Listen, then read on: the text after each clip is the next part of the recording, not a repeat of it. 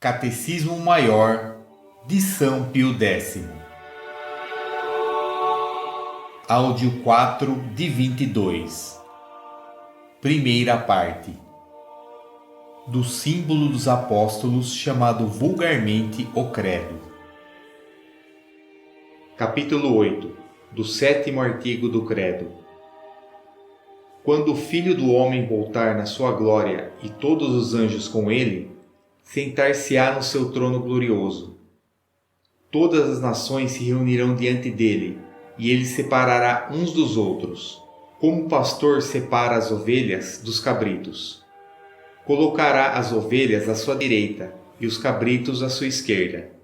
Então o rei dirá aos que estão à direita: Vinde, benditos de meu Pai, tomai posse do reino que vos está preparado desde a criação do mundo. Porque tive fome e me destes de comer, tive sede e me destes de beber, era peregrino e me acolhestes, nu e me vestistes, enfermo e me visitastes, estava na prisão e viestes a mim. Perguntar-lhe-ão os justos: Senhor, quando foi que te vimos com fome e te demos de comer, com sede e te demos de beber?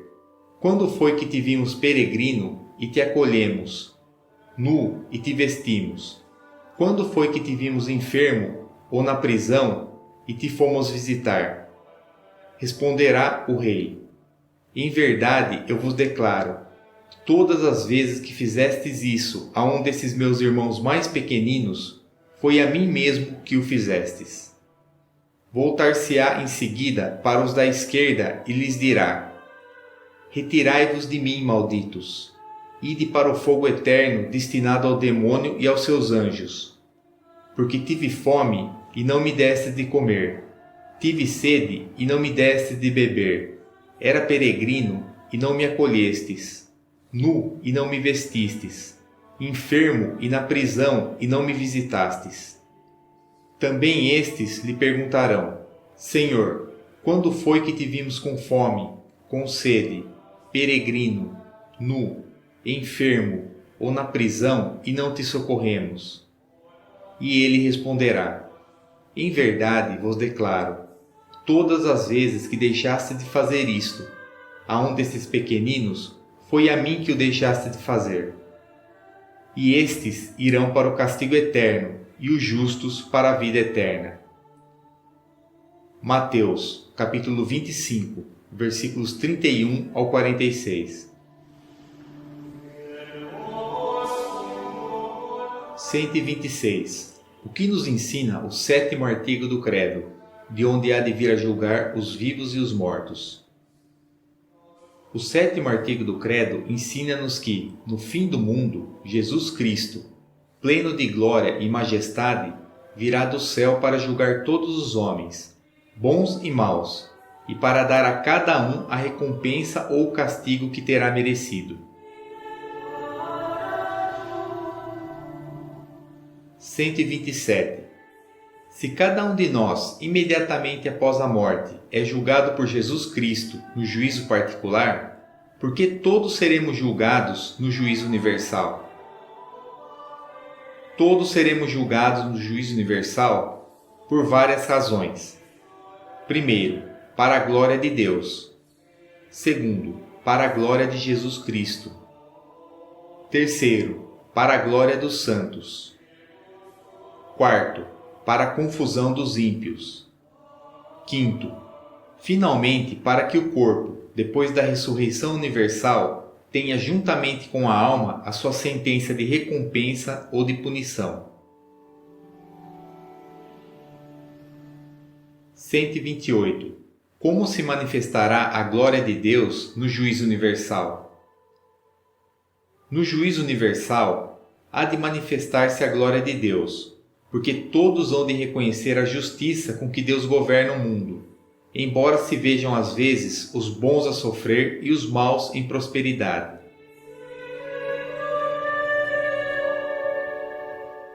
129.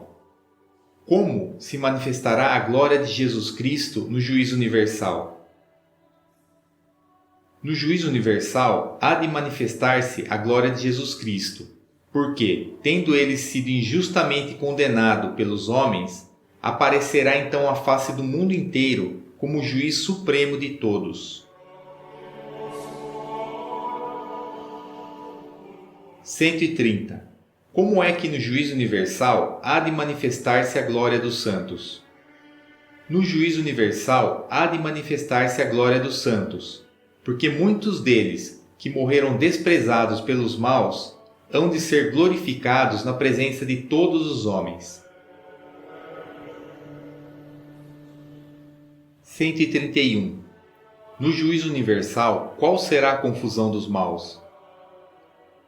No juízo universal, a confusão dos maus será enorme, especialmente a daqueles que oprimiram os justos, e a daqueles que, durante a vida, procuraram ser estimados, falsamente, por homens virtuosos e bons, pois serão manifestados à vista de todo o mundo os pecados que cometeram, mesmo os mais secretos.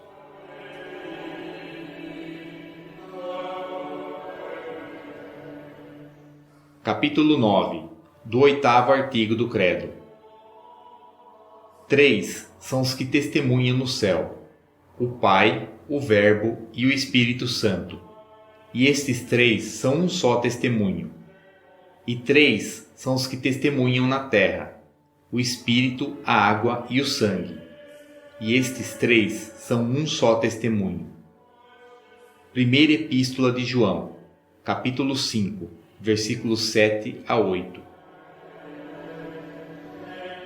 Quando vier o Paráclito, que vos enviarei da parte do Pai, o Espírito da verdade, que procede do Pai, ele dará testemunho de mim. João, capítulo 15, versículo 26. Entretanto, digo-vos a verdade: convém a vós que eu vá, porque se eu não for, o Paráclito não virá a vós, mas se eu for, vô-lo enviarei. E quando ele vier, convencerá o mundo a respeito do pecado, da justiça e do juízo. Convencerá o mundo a respeito do pecado, que consiste em não crer em mim.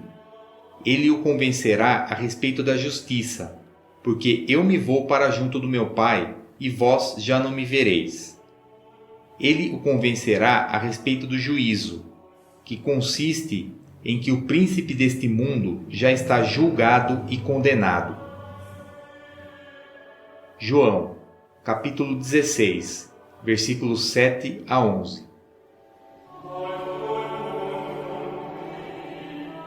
132. O que nos ensina o 8º artigo do Credo: creio no Espírito Santo. O 8º artigo do Credo ensina-nos que o Espírito Santo é a terceira pessoa da Santíssima Trindade e que ele é Deus eterno, infinito, onipotente, o Criador e Senhor de todas as coisas, assim como o Pai e o Filho. 133. De quem procede o Espírito Santo? O Espírito Santo procede do Pai e do Filho, por meio da vontade e do amor, como de um só princípio. 134. Se o Filho procede do Pai e o Espírito Santo procede do Pai e do Filho, parece que o Pai e o Filho existem antes do Espírito Santo. Como então se diz, portanto, que todas as 3 pessoas divinas são eternas? Disse que todas as 3 pessoas divinas são eternas porque o Pai gerou o Filho desde toda a eternidade. E do Pai e do Filho procede o Espírito Santo, também desde toda a eternidade. 135. Porque a terceira pessoa da Santíssima Trindade é chamada particularmente com o nome de Espírito Santo. A pessoa da Santíssima Trindade é designada particularmente com o nome de Espírito Santo porque procede do Padre e do Filho por meio de aspiração e de amor. 136. Que obra é atribuída especialmente ao Espírito Santo? Ao Espírito Santo atribui-se especialmente a santificação das almas. 137. O Pai e o Filho também nos santificam, assim como o Espírito Santo? Sim, todas as três pessoas divinas igualmente nos santificam. 138. Se assim é, por que a santificação das almas é atribuída em especial ao Espírito Santo? Atribui-se em especial ao Espírito Santo a santificação das almas porque é uma obra de amor, e as obras de amor são atribuídas ao Espírito Santo. 139. Quando o Espírito Santo desceu sobre os apóstolos? O Espírito Santo desceu sobre os apóstolos no dia de Pentecostes, ou seja, 50 dias após a ressurreição de Jesus Cristo e 10 dias depois de sua ascensão. 140. Onde estavam os apóstolos nos 10 dias antes de Pentecostes? Os apóstolos estavam reunidos no cenáculo, em companhia de Virgem Maria e dos outros discípulos, e perseveravam na oração, à espera do Espírito Santo que Jesus lhes havia prometido. 141. Que efeitos produziu o Espírito Santo nos apóstolos? O Espírito Santo confirmou na fé os apóstolos, planificou-os de luzes, de força, de caridade e da abundância de todos os seus dons. 142. O Espírito Santo foi enviado apenas para os apóstolos? O Espírito Santo foi enviado para toda a Igreja e para todas as almas fiéis. 143. O que o Espírito Santo opera na Igreja? O Espírito Santo, como a alma no corpo, vivifica a Igreja com a sua graça e com os seus dons. Estabelece nela o reino da verdade e do amor, e assiste-lhe para que oriente os seus filhos com firmeza no caminho do céu.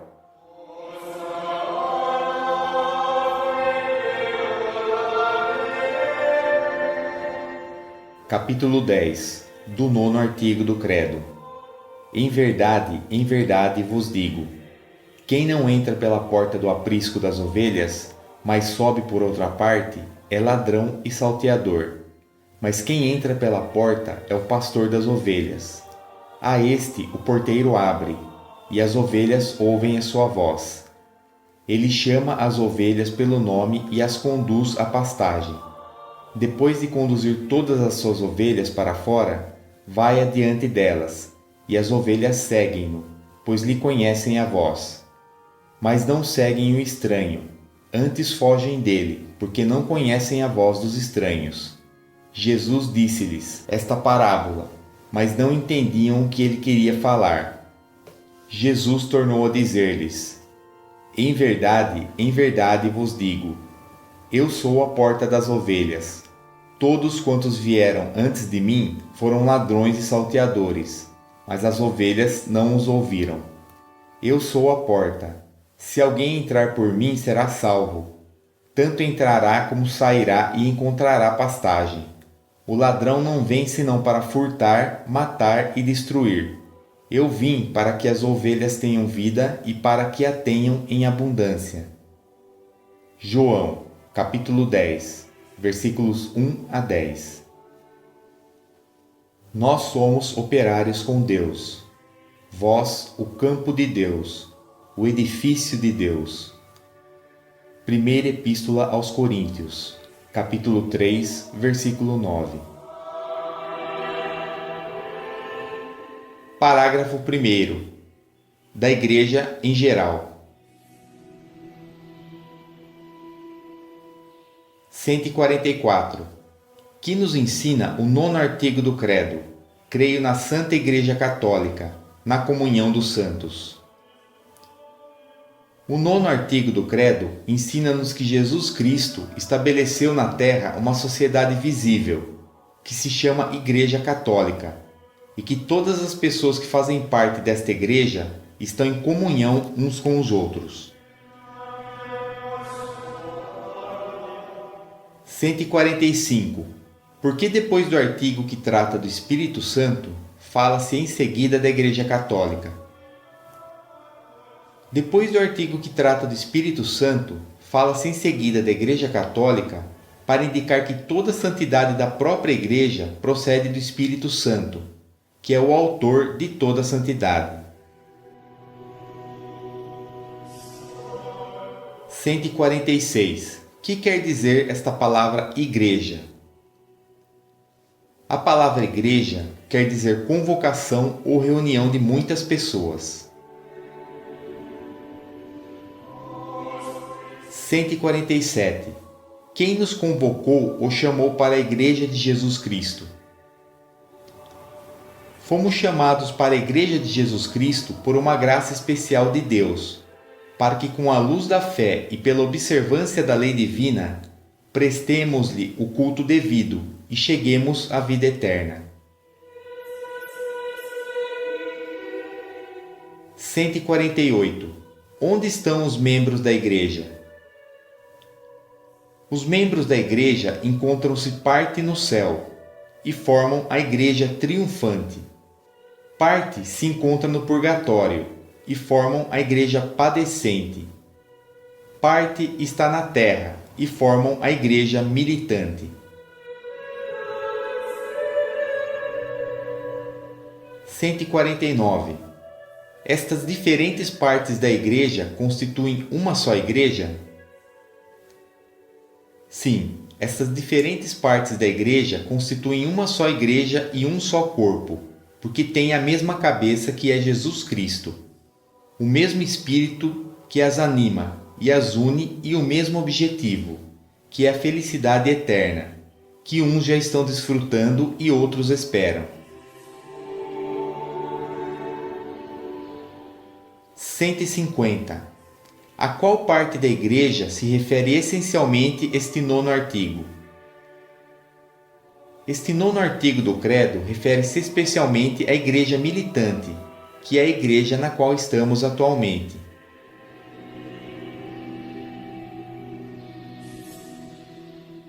Parágrafo 2º. Da Igreja em particular. Não vos torneis causa de escândalo, nem para os judeus, nem para os gentios, nem para a Igreja de Deus. Segunda Epístola aos Coríntios, capítulo 10, versículo 32. 151. Que é a Igreja Católica? A Igreja Católica é a sociedade ou congregação de todas as pessoas batizadas que, vivendo na terra, professam a mesma fé e a mesma lei de Cristo, participam dos mesmos sacramentos e obedecem aos legítimos pastores, principalmente ao Romano Pontífice. 152. Dizei precisamente o que é necessário para ser um membro da Igreja. Para alguém ser membro da Igreja, é necessário estar batizado, crer e professar a doutrina de Jesus Cristo, participar dos mesmos sacramentos, reconhecer o Papa e os outros legítimos pastores da Igreja. 153. Quem são os legítimos pastores da Igreja? Os legítimos pastores da Igreja são o Pontífice Romano, isto é, o Papa, que é o pastor universal, e os bispos. Além disso, sob a dependência dos bispos e do Papa, tem parte no ofício de pastores os outros sacerdotes e especialmente os párocos. 154. Por que dizeis que o Pontífice Romano é o pastor universal da Igreja? Porque Jesus Cristo, Disse a São Pedro, o primeiro Papa: Tu és Pedro, e sobre esta pedra edificarei a minha igreja, e dar-te-ei as chaves do reino dos céus. E tudo o que ligares na terra será ligado no céu, e tudo o que desligares na terra será desligado também no céu. E disse-lhe mais: Apacenta os meus cordeiros, apacenta as minhas ovelhas. 155. Então não pertencem à Igreja de Jesus Cristo as sociedades de pessoas batizadas que não reconhecem o Romano Pontífice por seu chefe? Não. Todos os que não reconhecem o Romano Pontífice por seu chefe não pertencem à Igreja de Jesus Cristo. 156. Como se distingue a Igreja de Jesus Cristo de tantas sociedades ou seitas, fundadas por homens e que se dizem cristãs? Distingue-se a verdadeira Igreja de Jesus Cristo de tantas sociedades ou seitas fundadas por homens e que se dizem cristãs por 4 notas características. Ela é una, santa, católica e apostólica. 157. Por que dizeis que a Igreja é una? Digo que a Igreja é una porque os seus filhos, independentemente de tempo e lugar, estão unidos entre si na mesma fé, no mesmo culto, na mesma lei e na participação dos mesmos sacramentos, sob o mesmo chefe visível, o Romano Pontífice. 158. Não poderia haver mais de uma igreja? Não pode haver mais de uma igreja, porque uma vez que há um só Deus, uma só fé e um só batismo, assim também não há nem pode haver senão uma só igreja verdadeira. 159. Mas não se chamam também igrejas conjunto dos fiéis de uma nação ou de uma diocese? Chamam-se igrejas também o conjunto dos fiéis unidos de uma nação ou de uma diocese, mas são sempre porções da Igreja Universal, formando com ela uma só igreja. 160. Por que dizeis que a verdadeira igreja é santa? Chamo santa a verdadeira igreja porque Jesus Cristo, a sua cabeça invisível, é santo. Santos são muitos de seus membros. Santas são a sua fé e a sua lei. Santos os seus sacramentos. E fora dela não há nem pode haver verdadeira santidade. 161. Por que a Igreja é chamada católica? A verdadeira Igreja é chamada católica, que quer dizer universal, porque abrange os fiéis de todos os tempos, de todos os lugares, de todas as idades e condições, e todos os homens do mundo são chamados a fazer parte dela. 162. Por que a Igreja é também chamada apostólica? A verdadeira Igreja é também chamada apostólica porque remonta sem interrupção até os apóstolos, porque crê e ensina tudo o que creram e ensinaram os apóstolos, e porque é guiada e governada por seus legítimos sucessores. 163. E por que a verdadeira Igreja é também chamada romana? A verdadeira Igreja é também chamada romana porque os 4 caracteres da unidade, santidade, catolicidade e apostolicidade são encontrados somente na Igreja que tem por chefe o Bispo de Roma, sucessor de São Pedro. 164. Como é constituída a Igreja de Jesus Cristo? A Igreja de Jesus Cristo é constituída como uma sociedade verdadeira e perfeita, e nela, como em uma pessoa moral, podemos distinguir a alma e o corpo. 165. Em que consiste a alma da Igreja? A alma da Igreja consiste no que ela tem de interior e de espiritual, isto é, a fé, a esperança, a caridade, os dons da graça e do Espírito Santo e todos os tesouros celestes que lhe provieram dos merecimentos de Cristo Redentor e dos santos. 166. E o corpo da Igreja?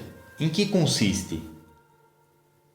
O corpo da Igreja consiste no que ela tem de visível e de externo, tanto na congregação de associação dos seus membros, tanto no seu culto e no seu ministério de ensino, tanto no seu governo e ordem externa.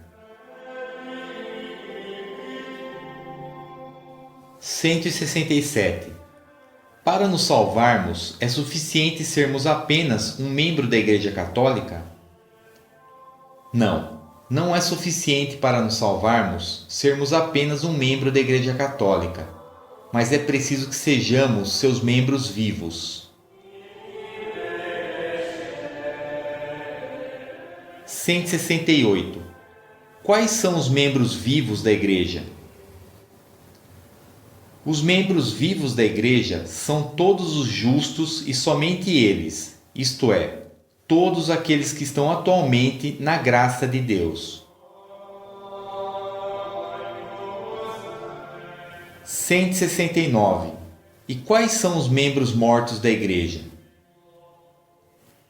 Os membros mortos da Igreja são os fiéis que estão em pecado mortal.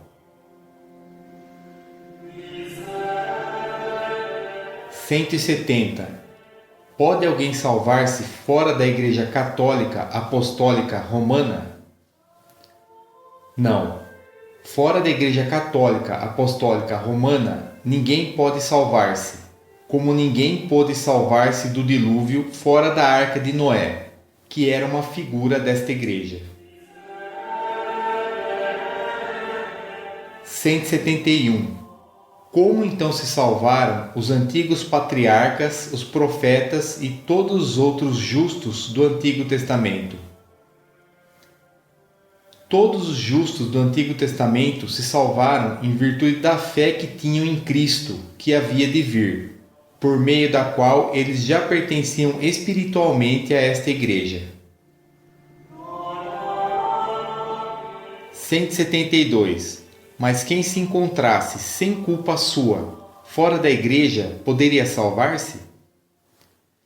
Quem, encontrando-se sem culpa sua, quer dizer, em boa fé, fora da Igreja, tivesse recebido o batismo ou tivesse desejo, ao menos implícito, de o receber, e além disso procurasse sinceramente a verdade e cumprisse a vontade de Deus da melhor maneira possível, ainda que separado do corpo da Igreja, estaria unido à alma dela e, portanto, no caminho da salvação.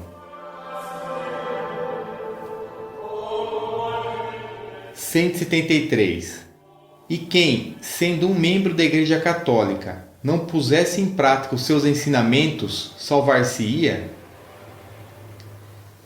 Quem, mesmo sendo um membro da Igreja Católica, não pusesse em prática os seus ensinamentos, seria membro morto e, portanto, não se salvaria, porque para a salvação de um adulto requer-se não só o batismo e a fé, mas também as obras em conformidade com a fé. 174. Somos obrigados a acreditar em todas as verdades que a Igreja ensina? Sim, somos obrigados a acreditar em todas as verdades que a Igreja nos ensina. E Jesus Cristo declara que quem não crê já está condenado. 175. Somos também obrigados a cumprir tudo o que a Igreja manda? Sim, somos obrigados a fazer tudo o que a Igreja manda, porque Jesus Cristo disse aos pastores da Igreja: quem vos ouve, a mim ouve, e quem vos despreza, a mim despreza. 176. Pode a Igreja enganar-se nas coisas que nos propõe acreditar? Não. Nas coisas que nos propõe acreditar, a Igreja não pode errar, porque, de acordo com a promessa de Jesus Cristo, ela é perpetuamente assistida pelo Espírito Santo. 177. A Igreja Católica é, portanto, infalível? Sim, a Igreja Católica é infalível. Por isso, aqueles que recusam suas definições perdem a fé e tornam-se hereges. 178. A Igreja Católica pode ser destruída ou perecer? Não, a Igreja Católica pode ser perseguida, mas não pode ser destruída nem perecer. Ela há de durar até o fim do mundo, porque até o fim do mundo Jesus Cristo estará com ela, como prometeu. 179. Por que a Igreja Católica é tão perseguida? A Igreja Católica é tão perseguida porque assim foi também perseguido o seu divino fundador, e porque reprova os vícios, combate as paixões e condena todas as injustiças e todos os erros. 180. Há mais outros deveres dos católicos para com a Igreja? Todo católico deve ter um amor sem limites para com a Igreja, considerar-se infinitamente feliz e honrado por pertencer a ela, e empenhar-se pela glória e aumento dela com todos os meios ao seu alcance. Parágrafo 3º. Da Igreja docente e da Igreja discente. Um anjo do Senhor dirigiu-se a Filipe e disse: Levanta-te e vai para o sul, em direção do caminho que desce de Jerusalém a Gaza, a deserta. Filipe levantou-se e partiu. Ora, um etíope, eunuco, ministro da rainha Candace, da Etiópia, e superintendente de todos os seus tesouros, tinha ido a Jerusalém para adorar. Voltava sentado em seu carro, lendo o profeta Isaías. O Espírito disse a Filipe: Aproxima-te para bem perto deste carro. Filipe aproximou-se e ouviu que o eunuco lia o profeta Isaías e perguntou-lhe: Porventura entendes o que está lendo? Respondeu-lhe: Como é que posso, se não há alguém que me explique? E rogou a Filipe que subisse e se sentasse junto dele. A passagem da Escritura que ia lendo era esta: Como ovelha, foi levado ao matadouro, e como cordeiro mudo diante do que o tosquia, ele não abriu a sua boca. Na sua humilhação foi consumado o seu julgamento. Quem poderá contar a sua descendência? Pois a sua vida foi tirada da terra. Isaías capítulo 53, versículo 7. O eunuco disse a Filipe: Rogo-te que me digas de quem disse isto o profeta, de si mesmo ou de outrem? Começou então Filipe a falar, e principiando por esta passagem da Escritura, anunciou-lhe Jesus Cristo. Continuando o caminho, encontraram água. Disse então o eunuco: Eis aí a água, que impede que eu seja batizado? Filipe respondeu: Se crês de todo o coração, podes sê-lo. Eu creio, disse ele, que Jesus Cristo é o Filho de Deus. E mandou parar o carro. Ambos desceram a água e Filipe batizou o eunuco. Mal saíram da água, o Espírito do Senhor arrebatou Filipe dos olhares do eunuco, que, cheio de alegria, continuou o seu caminho. Filipe, entretanto, foi transportado a Azoto. Passando além, pregava o evangelho em todas as cidades, até que chegou a Cesareia. Atos dos Apóstolos, capítulo 8, versículos 26 a 40. 181. Há distinção entre os membros que compõem a Igreja? Entre os membros que compõem a igreja há distinção muito importante, porque há uns que comandam e outros que obedecem, uns que ensinam e outros que são ensinados. 182. Como é chamada a parte da igreja que ensina? A parte da igreja que ensina é chamada docente ou ensinante. 183. E a parte da igreja que é ensinada, como é chamada? A parte da igreja que é ensinada é chamada discente. 184. Quem estabeleceu esta distinção na igreja? Esta distinção na igreja foi estabelecida pelo próprio Jesus Cristo. 185. A igreja docente e a igreja discente são, pois, duas igrejas distintas? A igreja docente e a igreja discente são duas partes distintas de uma só e mesma igreja. Como no corpo humano a cabeça é distinta dos outros membros e, no entanto, forma com eles um só corpo. 186. De que pessoas se compõe a igreja docente?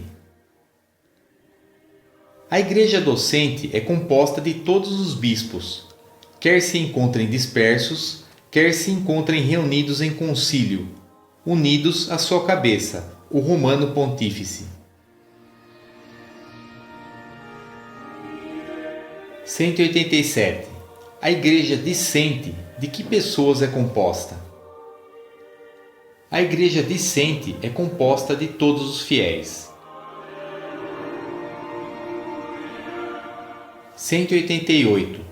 Quais são as pessoas que na igreja têm autoridade para ensinar? Os que têm na igreja o poder de ensinar são o Papa e os bispos, e, sob a dependência destes, os outros ministros sagrados. 189. Somos obrigados a ouvir a igreja docente? Sim, sem dúvida. Todos somos obrigados a ouvir a igreja docente, sob pena de condenação eterna, porque Jesus Cristo disse aos pastores da igreja, na pessoa dos apóstolos: quem nos ouve, a mim ouve, e quem nos despreza, a mim despreza. 190. Além da autoridade para ensinar, a igreja tem algum outro poder? Sim, além da autoridade para ensinar, a igreja tem especialmente o poder de administrar as coisas santas, de fazer leis e de exigir a sua observância. 191. O poder dos membros da hierarquia eclesiástica vem do povo?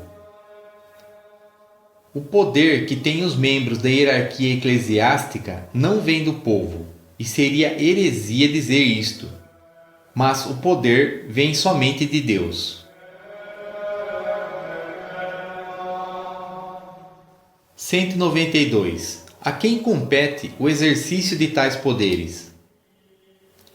O exercício desses poderes é conferido unicamente ao corpo hierárquico, isto é, ao Papa e aos bispos a ele subordinados.